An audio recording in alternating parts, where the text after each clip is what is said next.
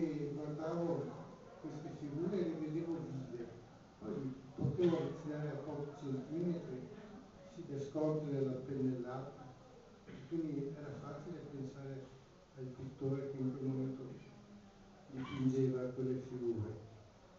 Mi sono divertito veramente a fotografare la pittura, perché dopo aver preso una visione d'insieme, così tanto per far capire il salone, il collocamento delle varie cose, mi avvicinavo a un metro, due, da queste immagini e puntavo i miei riflettori su questi volti, su questi costumi, e sembravano rinascere dal passato. Questa è stata un'esperienza veramente straordinaria, e in una mostra che c'è adesso a Treviso di mie fotografie sono stati fatti dei pannelli molto grandi, anche di 2 metri di dimensione. Poiché questi pannelli vengono tratti da diapositive in grande formato, cioè la diapositiva originale è grande all'incirca come una cartolina, la qualità dell'ingrandimento è altissima.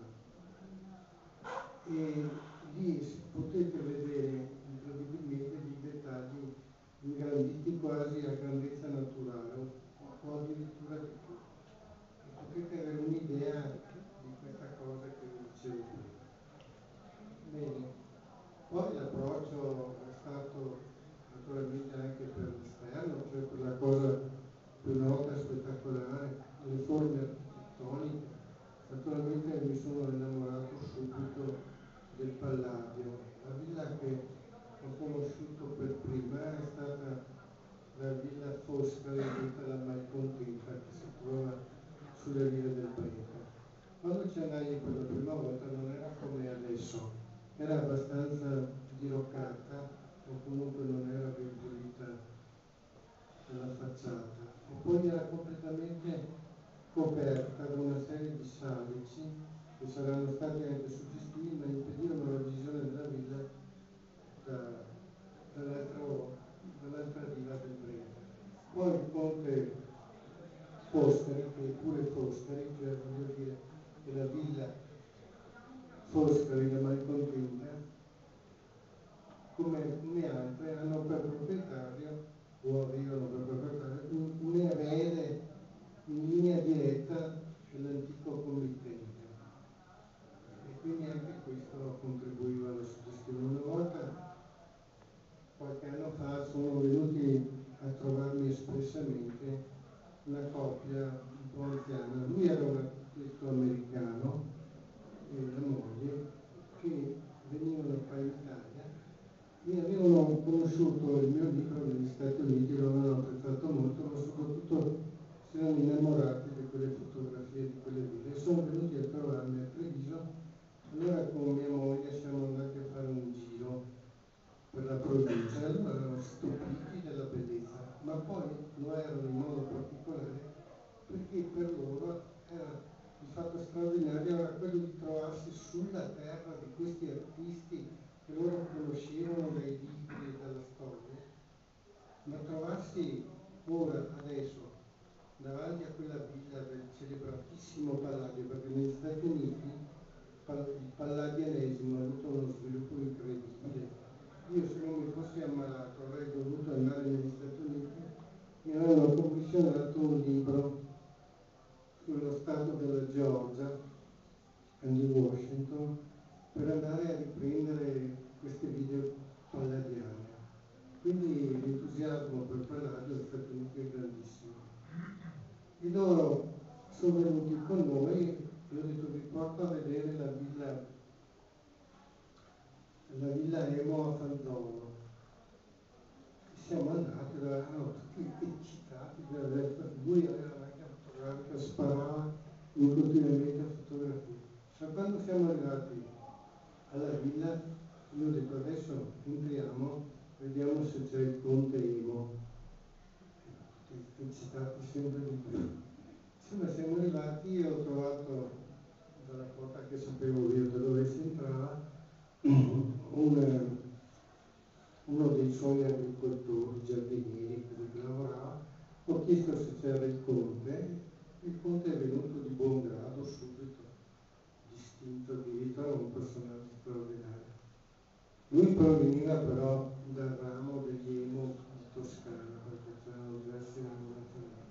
Comunque ha puntato dritto su di noi e ha salutato in un inglese perfetto la coppia. Si sono trovati ancora più meravigliati di trovare un ospite così cortese, così immediato. Poi lui addirittura li ha portati all'interno della villa e ha spiegato lui, il proprietario, l'antico erede di una grande famiglia, la villa, i suoi interni, i suoi affreschi. Questo è un episodio, ne ho tantissimi episodi da raccontare. Ma questo per significare l'amore che c'è e il culto che c'è anche all'estero nelle ville venete. E devo dire proprio, come accennava prima l'editore Bastiani, che il successo di questo libro, non di questo, del precedente, naturalmente sono passati molti anni, è stato proprio quello presso le nazioni anglosassone.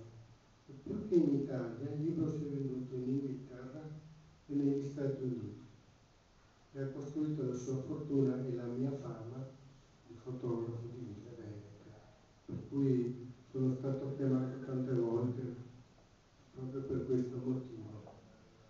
Bene, io potrei andare avanti parecchio a raccontarvi l'appassionante avventura di fotografare le ville venete, perché considerata da un punto di vista strettamente umano è stata una grande avventura, perché ho conosciuto personaggi incredibili, di tutte, sia dai borghesi arricchiti che si erano comprati la Villa Veneta, avevano messo posto, sia dei vecchi conti che erano i veri proprietari. Ho visto le ville prima di certe fasi di restauro che sono seguite dopo e ho visto come erano ridotte, anche la rotonda per esempio, che è la più famosa di tutte. Ma poi pian piano le ho viste rinascere con sempre maggior affetto da parte dei proprietari, ma anche rinascere per merito di personaggi dell'industria del commercio, come per esempio i fratelli Benetton, che a Treviso hanno restaurato splendidamente due ville, la Villa Minelli, che è sede anche dell'azienda, e poi la Villa Spineda Loredano, che è un'enorme villa settecentesca, non so se è del Francesco Maria Poletti, e quindi bisogna dare atto anche a queste persone che le hanno salvate. Anche le ville più famose, purtroppo, dico io, non sono più rappresentate da certi personaggi che erano i vecchi padroni, ma sono diventate proprietà di società anche straniere, e in quei luoghi si celebrano matrimoni, presentazioni di prodotti industriali, eccetera. Come è accaduto